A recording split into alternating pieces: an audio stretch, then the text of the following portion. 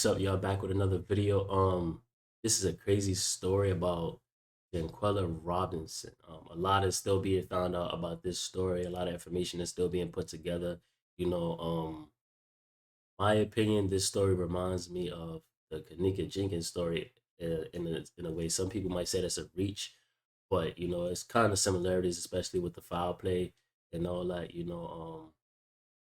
From basically what I heard, my friends was jealous of her in some type of way, took the opportunity of inviting her out for somebody's birthday and then, did what they did. The parents is still trying to find out full answers and I really hope they do. I don't wish jello on nobody, but for something like that, that's something, you definitely gotta take your punishment for. But without further ado, we're gonna get straight into the video. Shanquella Robinson was a 25-year-old hair braider out of Charlotte, North Carolina. She was extremely successful at her profession, had a thriving business. Exquisite Braids was the name of it. She was a young woman who's on the grind. She was making things happen for herself, had a loving family who supported her in her endeavors. On October 29, however, Shanquella unfortunately passed away. This is the story. On October 28, Shanquella Robinson and a group of friends decided to take a vacay out to Cabo San Lucas in Mexico. The trip was apparently supposed to serve as a celebration for someone's birthday. The group of friends reportedly stayed at Villa Linda 32, a 5-bedroom villa located in San Jose del Cabo, just 20 miles northeast of Cabo San Lucas. Shanquella's mother, Salamondra Robinson, spoke to her daughter on Friday the 28th of October, right before Shanquella was about to have dinner. Her and a group of friends she was with were about to eat, so she told her mother that she had to hang up the phone. Salamandra told Shanquella that she loved her and that she would speak to her the following day. That was unfortunately the last time Salamandra spoke to her daughter again. On the afternoon of Saturday, October 29, Shanquella was found unconscious in the living room of the residence they were staying at. The residence concierge immediately called a doctor who gave Shanquella CPR, but he couldn't revive her. 15 minutes later, at approximately 3 p.m., Shanquella Robinson was pronounced dead. On that Saturday evening of October 29, Shanquella's mother received a phone call from the friends she was traveling with, and they delivered her the news no mother is prepared to receive. Her baby girl had just died unexpectedly. According to Shanquella's friends, she allegedly died from alcohol poisoning, and as far as her family knew, that was the story. Shanquella's family stated that the friends she was traveling with were all telling conflicting stories, however. They got the word that their loved one had passed away from an apparent alcohol poisoning. On top of that, since they were all telling different stories and the whole situation regarding Shanquella's death had become extremely convoluted, they felt like something was not right, and they were right. Something was not right. Later on that week, on Thursday, November 3rd, Shanquella's family received a phone call that confirmed their suspicions. She did not in fact die from alcohol poisoning. Mexican officials contacted Shanquella's family and delivered them the autopsy results. Her death had nothing to do with alcohol poisoning, according to her mother. According to the autopsy results, Shanquella died from blunt force trauma to her neck and spine. The autopsy results also stated that she was found unconscious in the living room and died within 15 minutes of her injuries. Between the time when Shanquella died and the post-mortem report getting delivered, a video surfaced on social media, which I will not play. It made me fucking sick to my stomach. The video was of Shanquella and someone from the friend group getting into it. They were fighting. Actually, more like Shanquella was getting beat on, in other words, physically assaulted by one of her so-called friends, as her other so-called friends were watching this entire thing go down like a fucking movie. When it comes to that part, I don't know how true this is. They ain't even trying to be funny. I don't even know if you could say this on YouTube. They said that was a transgender. That was actually a man beating her up like that. That was not, but I don't know. That's just, speculation. I don't know how true that is, but, all the evidence that come out soon enough. This entire thing was caught on tape, so someone from that friend group was recording Shanquella getting beat on. The fact that someone was recording right before the beating went down makes me strongly believe this was a planned attack. On top of someone pulling out their camera and recording this assault against Shanquella Robinson, several of her so-called friends were not only watching this entire thing go down, they also, number one, egged on this assault against her, and number two, made remarks about why she wasn't fighting back. That's right. Shanquella wasn't fighting back. She at one point even refused by saying no as a response to a man in the background, one of the so-called friends, saying, "Can you at least fight back?" As a side note, Shanquella was completely naked during this assault against her. Quilla, can you at least fight back?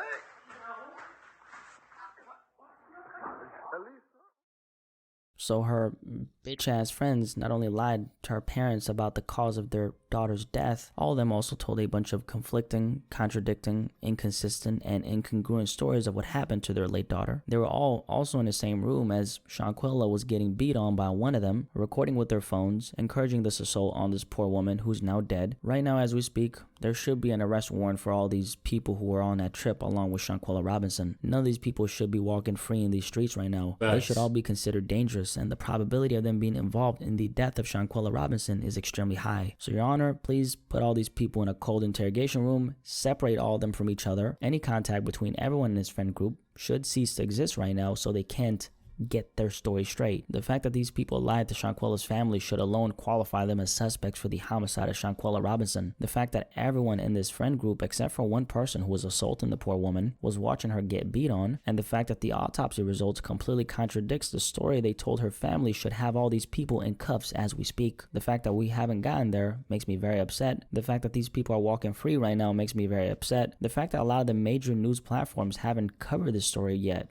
also makes me upset. I really hate to do this because I don't like making stories like this about race. I'm not an agent of division. Mainstream media tends to be very good at that. Pay attention. But I do have to make this one observation. A lot of the stories involving black women missing, getting killed, getting abducted, they tend to not gain a lot of traction and or attention from the media. When or if they do, there's usually not a lot of follow-ups on these stories. Stories like these involving black women are usually only covered by the media when they feel forced to do it. Essentially, the news outlets get bombarded with requests to cover them, and so they don't do it out of genuine concern. They do it out of obligation. I noticed on this particular story regarding Shanquella, a lot of the big news outlets only started covering it only after social media made so much noise to the point where you couldn't ignore it. Minority women in general face the same issue, absolutely 1,000%. I hear so many stories of minority women disappearing, getting abducted, getting murdered, but those stories never seem to get as much attention in the media as, for example, if it involved a Caucasian woman being the victim. I am actually thinking about a specific story that went down last year.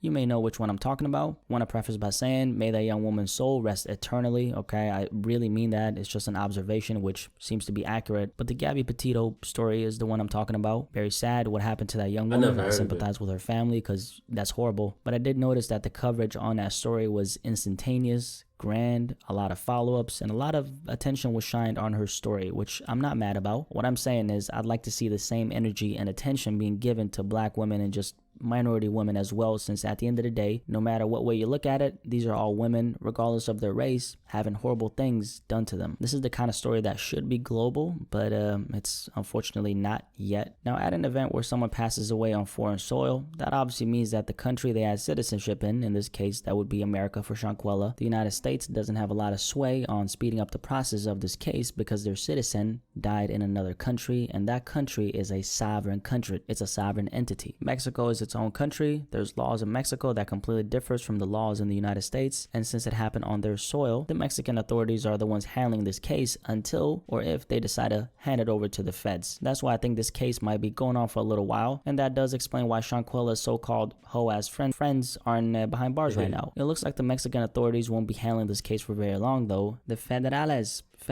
FBI, have reportedly opened an investigation into Shanquella Robinson's death, and that makes me smile. Shanquella Robinson may be gone, but I think this woman deserves some justice. I look at the story and I say, her friends are definitely involved in this. Given all the information we have, nothing else would suggest otherwise. Is it really shocking though? I mean, this was a young woman who was clearly on her way to do great things. I mean, she had a thriving business, she was beautiful, intelligent. That's gonna rub a lot of people the wrong way, especially her so-called friends who probably envied her, who probably resented her and didn't like the fact that she was ahead while they were behind. So instead of using her success as fuel to create a better life for themselves, they envied her so much to the point where I believe they set her up because her light was shining so bright to the point where they felt like it dimmed theirs. Yeah. Don't get it twisted. That's very common. A lot of the people you call friends, they're waiting for you to slip up so they can feel better about all the shit that they lack in their life. And a lot of times you could be doing phenomenal thinking that everybody around you is happy for your success and is rooting for you. Little do you know, the whole time they've been praying for you to fall off the wagon. And the second you do, that's when your friend shows you what they really think about you. You might hear a story like this and think,